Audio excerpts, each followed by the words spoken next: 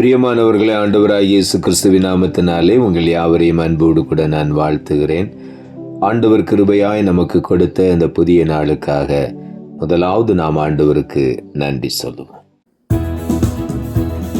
சொல்லி முடியாத அற்புதம் செய்பவர் நீரே ஐயா, நீரே. எண்ணி முடியாத அதிசயம் செய்பவர் நீரே ஐயா, நீரே.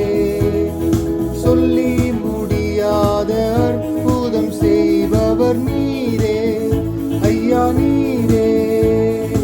எண்ணி முடியாத அதிசயம் செய்பவர் நீரே ஐயா, நீரே. அப்பா உமக்கு ஸ்தோத்திரம், அன்பே உமக்கு ஸ்தோத்திரம். உம்மாலாகாத காரியம் ஒன்றும் இல்லை, உம்மாலாகாத காரியம் ஒன்றும் இல்லை, உம்மாலாகாத காரியம் ஒன்றும் இல்லை. எல்லாமே உம்மாலாகும், அல்லேலூயா, எல்லாமே உம்மாலாகும்.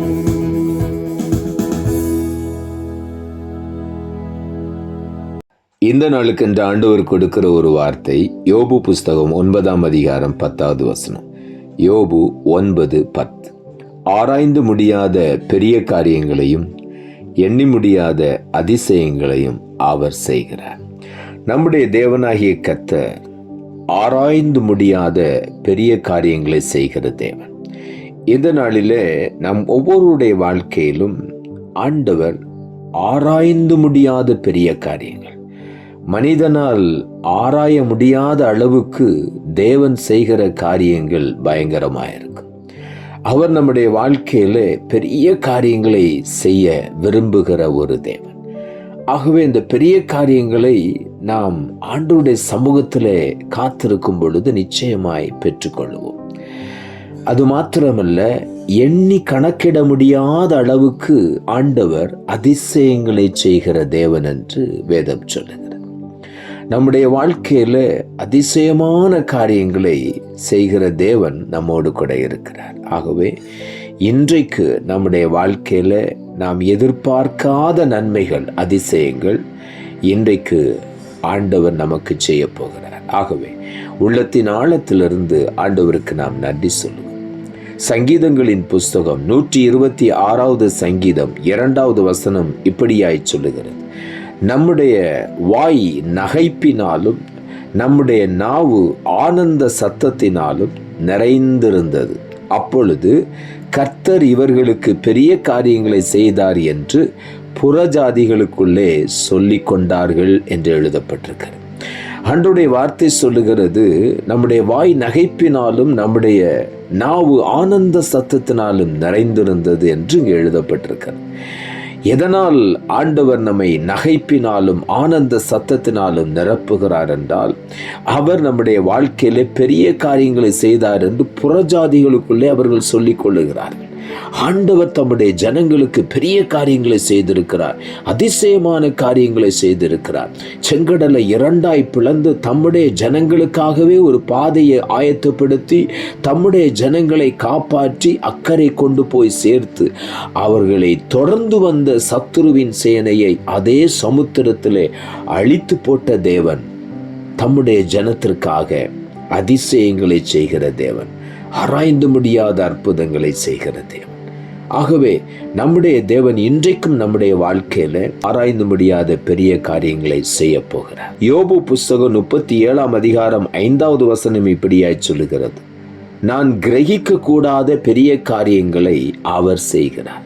ஆண்டவர் நம்மாலே கிரகிக்க முடியாத அளவுக்கு, அது எப்படி நடந்தது என்று சொல்லி பிரமித்து போகிற அளவுக்கு ஆண்டவர் பெரிய காரியங்களை செய்கிற தேவன்.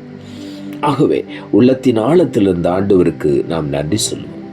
எரேமியா தீர்க்கதரிசன புஸ்தகம் 33ஆம் அதிகாரம் 3ஆம் வசனம் இப்படியாய் சொல்லுகிறது: என்னை நோக்கி கூப்பிடு, அப்பொழுது நான் உத்தரவு கொடுத்து நீ அறியாததும் உனக்கு எட்டாததுமான பெரிய காரியங்களை உனக்கு அறிவிப்பேன் என்று ஆண்டவர் சொல்லுகிறார். நாம் செய்ய வேண்டிய காரியம் சர்வ வல்லமுள்ள தேவனை நோக்கி கூப்பிட வேண்டும். அவர் சகலத்தையும் செய்ய வல்லமையுள்ளவர். அவர் செய்ய நினைத்த காரியம் ஒரு நாளும் தடைபடாது. அவர் ஆராய்ந்து முடியாத அதிசயங்களை, எண்ணி முடியாத பெரிய காரியங்களை செய்கிற தேவன். நாம் செய்ய வேண்டிய ஒரே ஒரு காரியம், அவரை மாத்திரம் நோக்கி கூப்பிட வேண்டும். அப்பொழுது ஆண்டவர் நமக்கு உத்தரவு கொடுப்பார். நாம் அறியாத எட்டாத பெரிய காரியங்களை நம்முடைய வாழ்க்கையில செய்வார். ஆகவே உள்ளத்தின் ஆழத்திலிருந்து ஆண்டவருக்கு நாம் நன்றி சொல்லுவோம். மீகா தீர்க்க தரிசன புஸ்தகம் 7ஆம் அதிகாரம் 15வது வசனம் இப்படியாய் சொல்லுகிறது: நீ எகிப்து தேசத்திலிருந்து புறப்பட்ட நாளில் நடந்தது போலவே உன்னை அதிசயங்களை காணப்பண்ணுவேன்.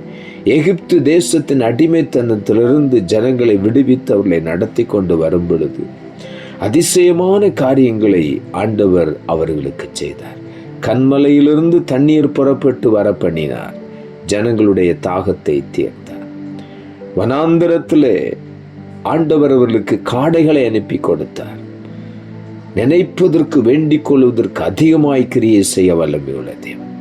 ஆண்டவர் சொல்லுகிறார், புறப்பட்ட நாளிலே என்ன அதிசயங்கள் நடந்ததோ அதே போல இன்றைக்கு முன்னை அதிசயங்களை காண பண்ணுவேன் என்று ஆண்டவர் வாக்கு கொடுக்கிறார். ஆகவே உள்ளத்தின் ஆழத்திலிருந்து ஆண்டவருக்கு நன்றி சொல்லுவோம். ஆராய்ந்து முடியாத பெரிய காரியங்களை இன்றைக்கு நம்முடைய வாழ்க்கையில் ஆண்டவர் செய்ய போகிறார். எண்ணி முடியாத, எண்ணி கணக்கிட முடியாத அற்புதங்களை ஆண்டவர் நமக்கு செய்ய போகிறார். ஆகவே உள்ளத்தின் ஆழத்திலிருந்து ஆண்டவருக்கு நன்றி சொல்லுவோம். நாம் ஜெபிப்போம். அன்புள்ள ஆண்டவரே, கிருபையா நீர் கொடுத்த இந்த புதிய நாளுக்காய் மறுபடியும் எமக்கு நன்றி சொல்லுகிறோம். ஆண்டவர் கொடுத்த ஜீவனுள்ள வார்த்தைக்காக நன்றி. ஆராய்ந்து முடியாத பெரிய காரியங்களையும் எண்ணி முடியாத அதிசயங்களையும் அவர் செய்கிறார் என்ற வார்த்தையை கொடுத்தேன். வசனத்தை கேட்டுக்கொண்டிருக்கிற ஒவ்வொருடைய வாழ்க்கையிலும் இதுவரையிலும் ஆண்டவரே அவர்கள் எதிர்பார்த்த அநேக காரியங்களை முழுமையுமாய் பெற்றுக்கொள்ளாமல் இருக்கலாம். ஆனால் இன்றைக்கு ஆராய்ந்து முடியாத அளவுக்கு ஒவ்வொருடைய வாழ்க்கையிலும் நீர் பெரிய காரியங்களை செய்ய போகிறபடியினால் உமக்கு நன்றி சொல்லுகிறோம். எண்ணி கணக்கிட முடியாத அதிசயங்களையும் இன்றைக்கு ஆண்டவர் செய்ய போகிறேன். அதற்காக உமக்கு நன்றி. ஒவ்வொருவரையும் அதிசயங்களை காணப்படும்.